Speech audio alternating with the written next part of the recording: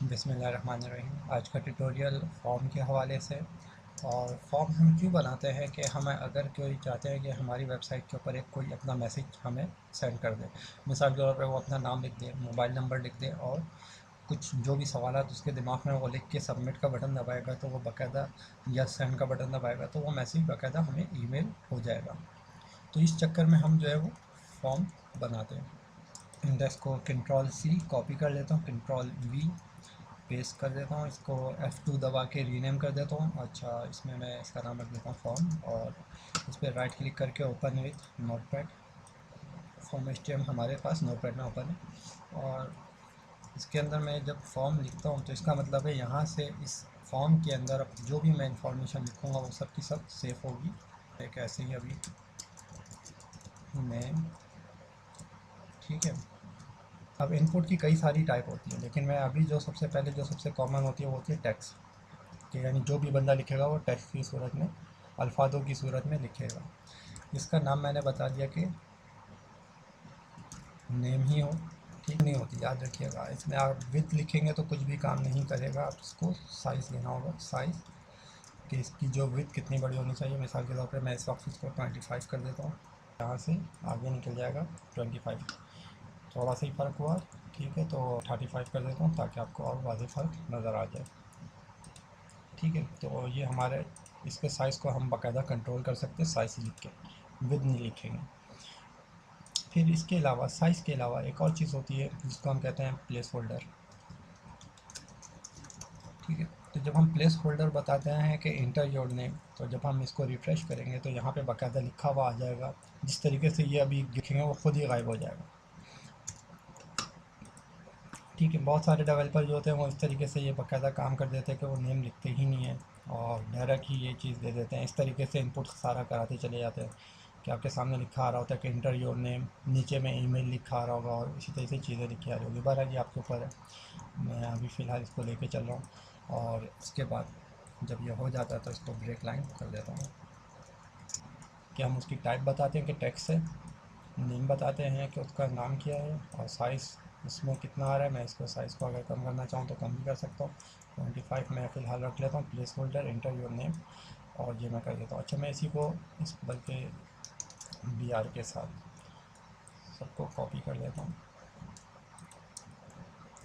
Paste कराता हूँ। यहाँ इस नेम को मैं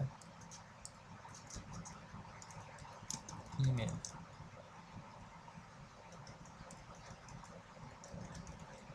ठीक है ना, नेम की जगह पे। अब मैं ये बता रहा था कि हमारा डेवलपर जब भी पूछेगा कि इस ईमेल वाले इनपुट में क्या था, तो वो जो भी ईमेल लिखेगा वो चीज़ लिखी हुई आ जाएगी। @domain.com, जो चाहे हम लिख दें, हमारी मर्ज़ी। हम यहाँ पे लिख दें इंटर योर ईमेल एड्रेस,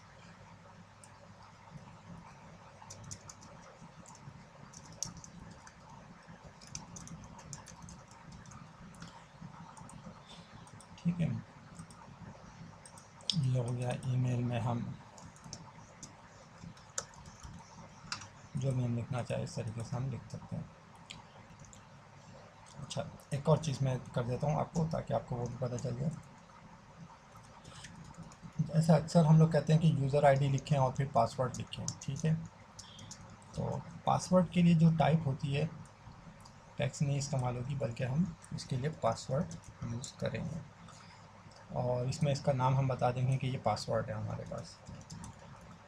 इसको हम जो चाहे रखें अपनी आसानी के लिए, इंटर योर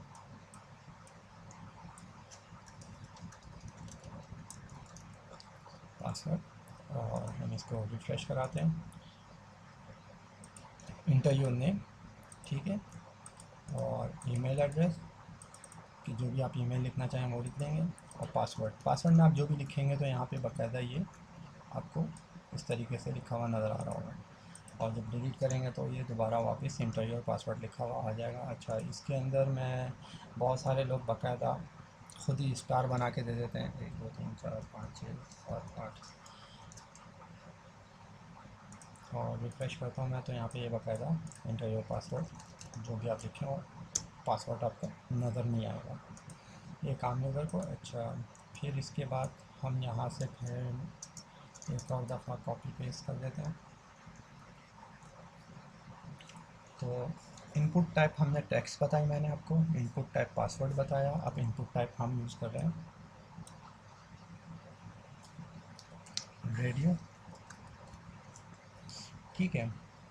नेम, जेंडर, मिसाल के वो मेल है फीमेल है जो भी है, ठीक है। साइज़ यहाँ पे इसमें लिखने की ज़रूरत ना ही प्लेस होल्डर लिखने की ज़रूरत है, ये लिखनी होगी यहाँ पे। वैल्यू का मतलब ये है कि वो वैल्यू जो हम इसके साथ देना चाह रहे हैं। मिसाल के तौर पे मैं चाह रहा हूँ कि मैं बता रहा हूँ कि हाँ जी मेल है, ठीक है। और इसी मेल इसी चीज़ को मैं कॉपी पेस्ट कर रहा हूँ और इसको मेल कर रहा हूँ। तो मैं अब एक और मैं अपनी वो बना रहा हूँ और इसमें मैं यहाँ पे मैं लिख देता हूँ जेंडर और ऊपर में मैंने नेम ही छोड़ दिया था, इसको लिखना था पासवर्ड।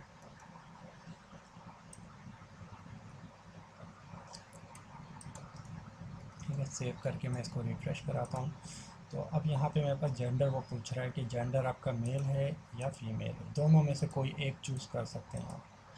और ये याद रखें कि दोनों के नेम जो है सेम होना चाहिए। अगर आपका एक का भी नाम चेंज हो गया, जैसे जेंडर्स हो गया, तो अब जब आप इसको रिफ़्रेश करेंगे तो आपका मेल भी सिलेक्ट हो जाएगा, फीमेल भी सिलेक्ट हो जाएगा, क्योंकि ये दोनों आपने अलग अलग नाम से बना दिए थे। या तो आप इसको भी ऐसे लगा दें या फिर आप इसको में से दोनों को, यानी सेम होना नाम लाजमी है। वैल्यू दोनों की अलग अलग हमेशा होगी, जो मेल है वो मेल आप बताएंगे और जो फीमेल है वो फीमेल बताएंगे। आगे बढ़ते हैं और इसमें हम एक और जो चेक बॉक्स होता है अमूमन,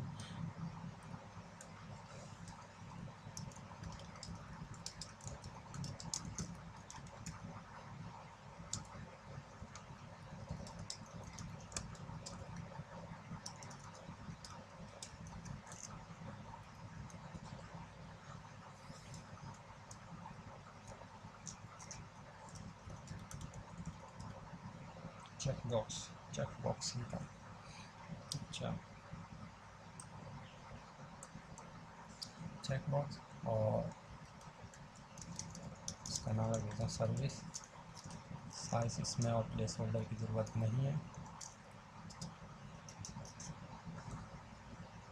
इस चेक बॉक्स का मैं नाम रख देता हूँ, मिसाल के तौर पर आप कंप्यूटर की दुकान पे जाते हैं, वो कहते हैं आपको लोगो बनवाना है, या फिर हो सकता है आपको इसमें एक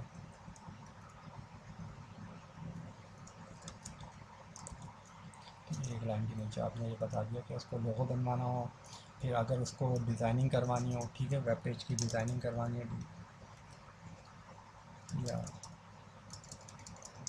वेबसाइट बनवानी हो, ठीक है, आपको जो जो आपको उनको सर्विसेज चाहिए हों,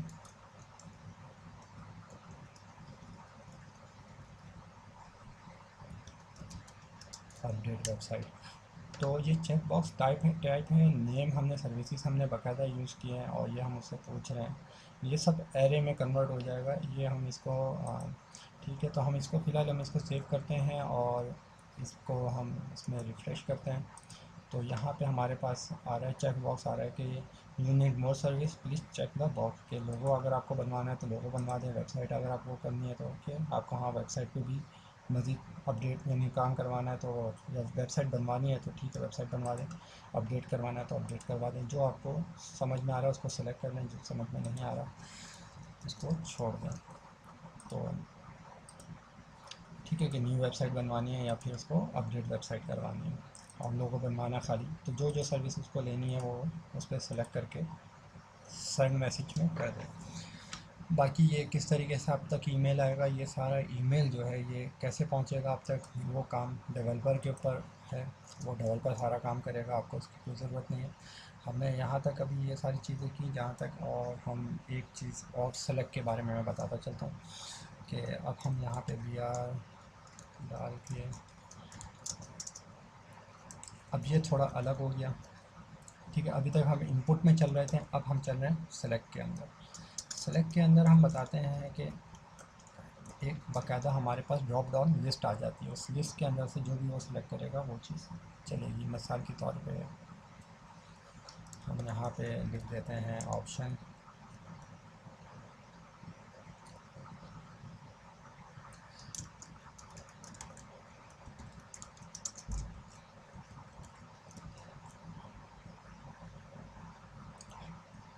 ओके, ऑप्शन फ्री है।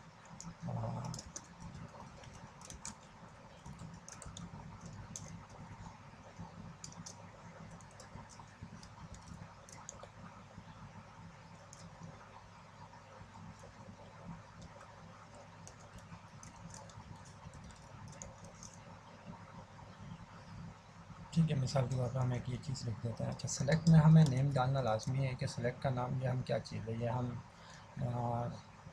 जैसा कि हमने ऊपर सर्विसेज दी थी, सर्विसेज तो हमने बता दी थी कि हम ये सर्विस दे रहे हैं, और ये जो है हमारी प्राइस हम कह देते हैं इसको कि प्राइस जो है, ये हम बात कर रहे हैं कि प्राइस के वो प्राइस, और इसमें वैल्यू हम बता देंगे ताकि अगर कोई इसको सेलेक्ट करे तो उसको पता हो कि वो हमारे डेवलपर, यानी हमारे डेवलपर के पास बाकायदा आ जाए कि फ्री वाली जो है वो फ्री ऑप्शन यूज़ कर रहा है। और अगर वैल्यू में अगर वो बोलता है कि जी वो डोनेशन, यानी कुछ थोड़ा बहुत चंदे में कुछ पैसा दे दिया उसने, और कुछ लोग बाकायदा एलिजेंट होते हैं, वो बाकायदा पेमेंट करते हैं, तो जिन्होंने बाकायदा वो पेमेंट करके आपका पूरा सॉफ्टवेयर उठा लेते हैं। तो आपने तीन चीज़ें आपने इसमें यहाँ पे आपने इसके सामने रख दी, और इन तीनों में से वो जो भी सिलेक्ट करना चाहे ड्रॉप डाउन लिस्ट के ज़रिए सिलेक्ट कर लेगा। अब मैं यहाँ पे जाता हूँ, रिफ़्रेश कराता हूँ, मेरे पास यहाँ पे अगर आप देखेंगे तो एक ऑप्शन और आ रहा है सेलेक्ट का। अच्छा, कि डोनेशन, तो डोनेशन आ गया, और अगर पेमेंट तो पेमेंट आ जाएगा, और फ्री तो फ्री। ठीक है, तो ये हमारे पास एक, इस सेलेक्ट से पहले मैं एक नाम लिख देता हूँ ताकि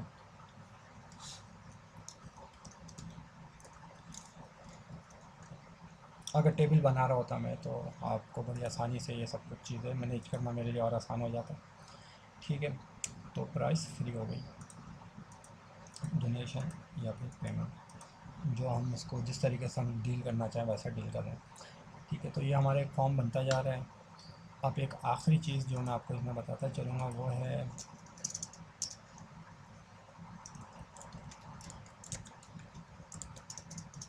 टैक्स एरिया। याद रहे टैक्स एरिया के वाहिद है जिसको हमें बंद करना पड़ता है। जैसे सेलेक्ट को हमने बंद किया वैसे ही हम टैक्स एरिया को भी बंद करते हैं। ठीक है, सेलेक्ट को भी हमने बंद किया था, और टैक्स एरिया को भी हम बाकायदा बंद करते हैं। और इसके एट्रीब्यूट भी मैं आपको अभी बताता हूँ, एक मिनट। अब आप देखेंगे तो आपकी वेबसाइट में एक ये टैक्स एरिया पूरा आ गया। और मिसाल के तौर पे इसको यहाँ पे मैं टैक्स एरिया के साथ ही साथ मैं यहाँ पे लिख देता हूँ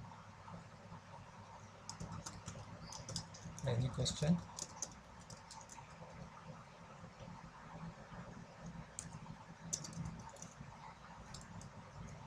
और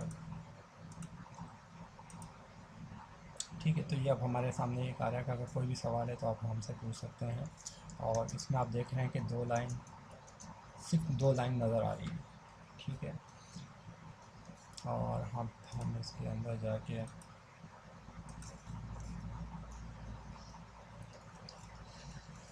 यहाँ पे कॉल्स का मतलब है कॉलम, रॉ का मतलब है रॉस, का मतलब है रॉस, यानी कि लाइनें। अभी हमारे पास सिर्फ दो लाइनें आ रही थी, अब मैं कह रहा हूँ इसको दो नहीं, कम से कम 6 लाइनें दिखाए। ठीक है, मेरे सिस्टम के ऊपर, तो मैं इसमें रिफ़्रेश करता हूँ। तो अब अगर आप मेरे पेज पे देखेंगे तो बाकायदा 1 2 3 4 5 एंड देन 6, तो हम 6 लाइनें हमें नज़र आ रही हैं अभी। अब अगर मैं मज़ीद इंटर करूँगा तो पहला नंबर जो है वो गायब हो जाएगा, यहाँ पे मुझे दोबारा 6 लाइनें ही उसी हिसाब से नज़र आ रही होंगी। अच्छा, ये मेरे पास रॉस था, और अब मैं रॉस से मैं हट के कॉल्स का आ रहा हूँ। कॉल्स का मतलब है कॉलम कितने बड़ा होना चाहिए। मैं चाह रहा हूँ इसको थोड़ा सा और बड़ा कर दूँ, 40 कर देता हूँ, और 40 पे मैं इसको रिफ्रेश, तो ये हमारे पास ये काफ़ी अच्छा खासा बड़ा स्पेस आ गया इसमें।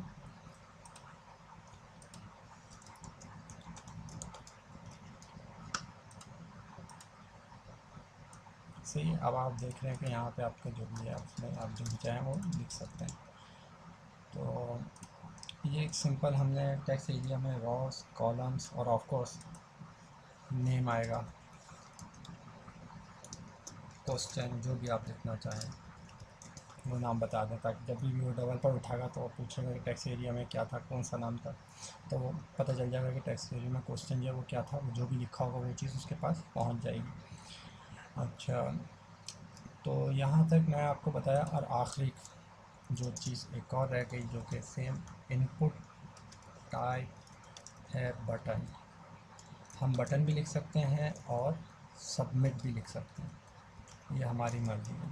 ठीक है, मैं बटन फ़िलहाल लिख रहा हूँ, या आप अगर चाहें तो इसमें सबमिट लिख सकते हैं।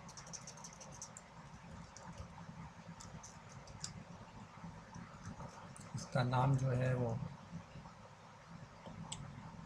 डेवलपर के लिए छोड़ दें, और वैल्यू दे दें आप बस इसकी, अगर वैल्यू लिखना चाहें आप।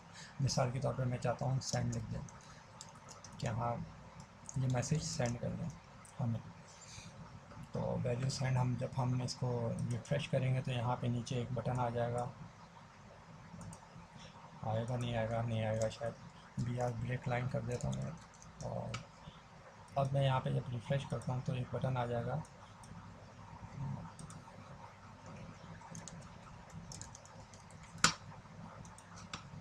ठीक है, तो मैं जब भी सेंड करूँगा तो वो बाकायदा ये सारा मैसेज जितना भी है मेरा, या आगे जो भी है ये सेंड हो जाएगा। ठीक है, और मैं आपको, जैसा मैंने अभी आपको बताया, इसके अंदर हम सेंड की जगह हम कुछ भी लिख सकते हैं। मिसाल के तौर पे हम सबमिट भी लिख सकते हैं, हम इसको ओके लिख सकते हैं, लॉगिन लिख सकते हैं, या फिर हम साइन अप, जो भी हम लिखना चाहें हम लिख सकते हैं। तो फ़िलहाल मैं इसको सेंड लिख रहा हूँ, या फिर मैं ओके लिख देता हूँ। ठीक है, और रिफ्रेश कराता हूँ, यहाँ पे ये ओके का लिखा हुआ आ गया बटन। अच्छा, ये सबमिट, हम सबमिट तो लास्ट बटन होता है, याद रखिएगा। सबमिट अमूमन ये आखिरी में हमें लिखना होता है, ताकि हमें पता चल जाए कि हाँ ये सबमिट कर रहा है। मैं बताता चलो, HTML5 में यूँ तो बहुत सारी चीज़ें आ गई, जैसे रिक्वायर्ड अगर आप कह दें, अगर ये चल गया आपके पास तो ठीक है, नहीं चला तो परवाह नहीं किएगा, लेकिन अमूमन मेरे ख्याल से आज के दौर में सबके पास चल जाएगा ये।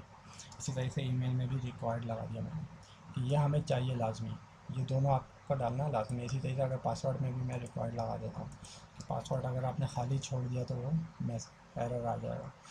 ठीक है, तो ओके करता हूँ, तो मेरे पास ये बाकायदा इसने रेड कलर में दे दिया कि this is our required field, आपको लाजमी डालनी है। मिसाल के तौर पे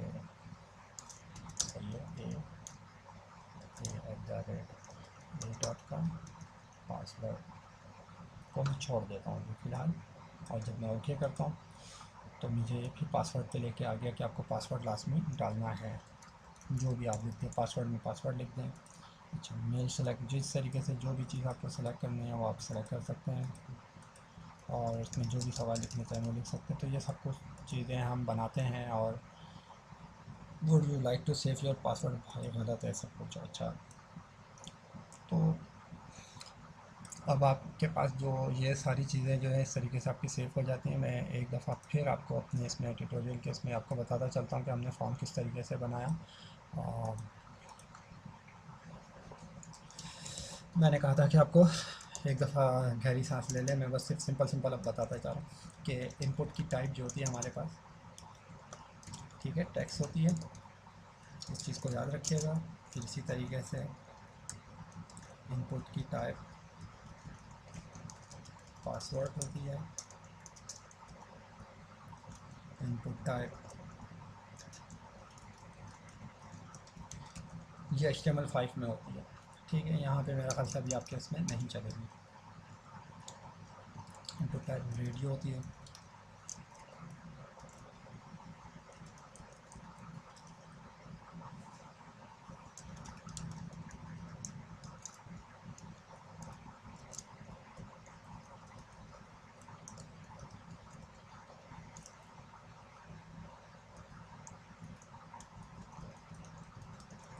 बटन। ठीक है, तो ये सारी इनपुट की टाइप्स होती हैं, इसमें और भी टाइप्स होंगी यकीनन, और अगर मैं कोई भूल रहा हूँ तो। अच्छा, अब मैं जहाँ पे चला जाता हूँ जिसमें सेलेक्ट नहीं बल्कि इनके एट्रीब्यूट्स। ठीक है,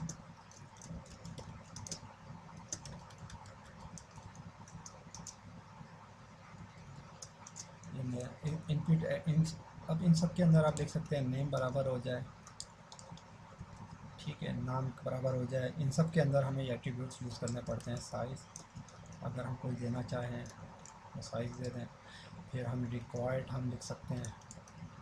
ठीक है, रोकाइड को हम बगैर किसी उसके लिख देते हैं। अच्छा, इसके अंदर प्लेस होल्डर होता है।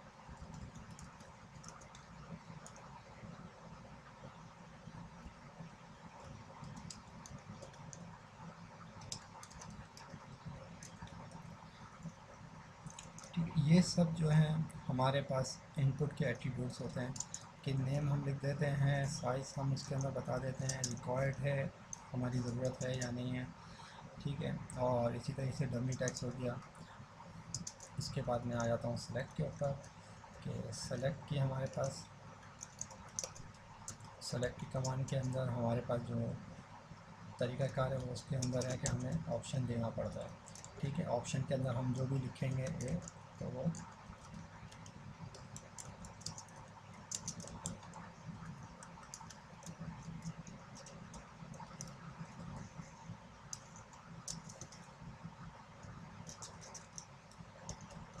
ठीक है। और ये सेलेक्ट इस तरीके से हम सेलेक्ट बनाते हैं और सेलेक्ट का नाम देना शुरू में लाजमी है कि सेलेक्ट ऑप्शंस हम जो भी लिखना चाहें वो लिख दें। और इसके अंदर हमें वैल्यू खुद बतानी होती है बाकायदा कि हाँ जी ये वैल्यू ए उसमें सेलेक्ट किया है, क्योंकि हमें नहीं पता यूज़र ए सेलेक्ट करेगा या बी सेलेक्ट करेगा। तो हम उसको दोनों चॉइस दे रहे हैं और वो अगर ए को सिलेक्ट करता है तो उसकी वैल्यू ए हो जाएगी और अगर बी को सिलेक्ट करता है तो उसकी वैल्यू बी हो जाएगी। ठीक है, ये भी एक इजी सा एक आसान सा काम है ये सेलेक्ट करने में। और अगर हम बात करेंगे बाकी चेक बॉक्स मैंने आपको बताया या रेडियो बटन बताया, तो वो सब रेडियो बटन आप सिंपल आप उसको कॉल कर देंगे। उसके अंदर भी सेम वही एट्रीब्यूट यूज़ होगा जो इनपुट वगैरह में हम अमूमन करते आ रहे हैं कि नेम हमारा सेम होना चाहिए रेडियो बटन के अंदर। और अब मैं आगे नेक्स्ट इसमें मैं जा रहा हूँ। सेलेक्ट के बाद हम बात करते हैं टेक्स्ट एरिया की। ठीक है, और टेक्स्ट एरिया एट्रीब्यूट्स इसके अंदर हम यूज़ करते हैं कॉल्स कॉलम बनाने के लिए। मिसाल के तौर पर मैं 50 लिख देता हूँ और रॉस इसको मैं 50 लिख देता हूँ। इन तो आएगा ही आएगा जो भी आप लिखना चाहें।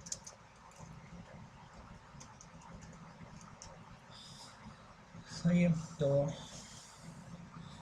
और टेक्स्ट एरिया फिर आखिरी में क्लोज़ करना लाजमी है, ये भी याद रखिएगा। हम बस तो ये आज का मेरा जो एक छोटा सा एक यानी प्रोग्राम था फॉर्म के हवाले से, और आखिरी में फॉर्म लाजमी सबमिट के बाद बंद कर दिए गए। तो ये मेरा एक छोटा सा प्रोग्राम था जिसके अंदर मैं आपको बताया कि फ़ॉर्म हम कैसे बनाते हैं। और फॉर्म हम सिर्फ डिज़ाइन कर देते हैं, हमारा काम होता है बस डिज़ाइनिंग करना। ये काम फिर ऑपरेटर का होता है यानी डेवलपर का होता है कि वो इस फॉर्म को बाकायदा एक्टिव बनाता है। हमारा काम सिर्फ डिज़ाइनिंग के हद तक है। सही है, तो उम्मीद है इंशाल्लाह नेक्स्ट क्लास में मुलाकात होगी और उसमें मैं फिर आपको एक दफ़ा पूरी वेबसाइट किस तरीके से बन रही होती है, टेबल भी यूज़ करूँगा, फॉर्म भी यूज़ करूँगा। इंशाल्लाह जो जो चीज़ें होंगी वो सब मैं इस्तेमाल कर लूँगा। फिर मुलाकात होती है। अल्लाह हाफ़िज़।